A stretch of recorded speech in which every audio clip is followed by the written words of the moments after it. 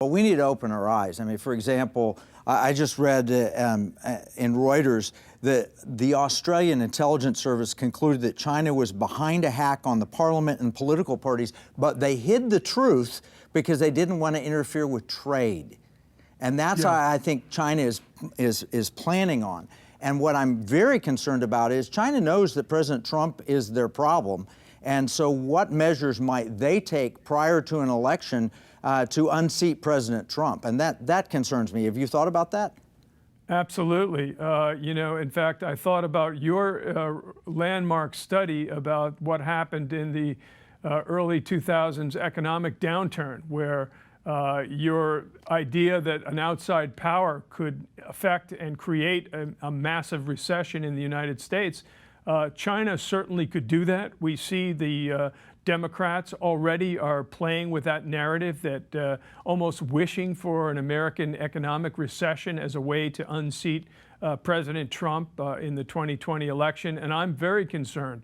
I think that Congress should set up a special commission to look at whether China could take economic action that would cause our economy to tank. Again, they also need to look at Chinese election meddling.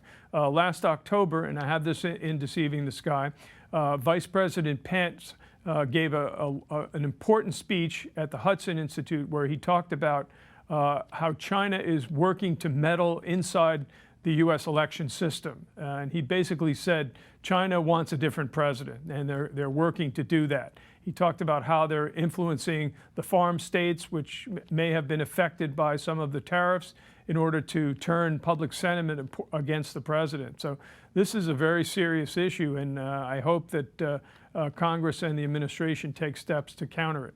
Well, from my perspective, if they don't, 2025 looks really ugly for us, with 5G domination by China, cyber dominance, the Assassin's Mason space war that you talk about. I mean, we could be in a very bad situation if they're successful and they end our focus on China. But the good news, like you've talked about, is it's not too late. President Trump has taken the right approach. In my lifetime, he's the first president to really confront China that I'm aware of.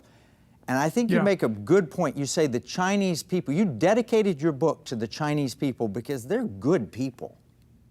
And they want to get rid of this horrible communist regime, the legacy of which involves the death of tens of millions of Chinese citizens.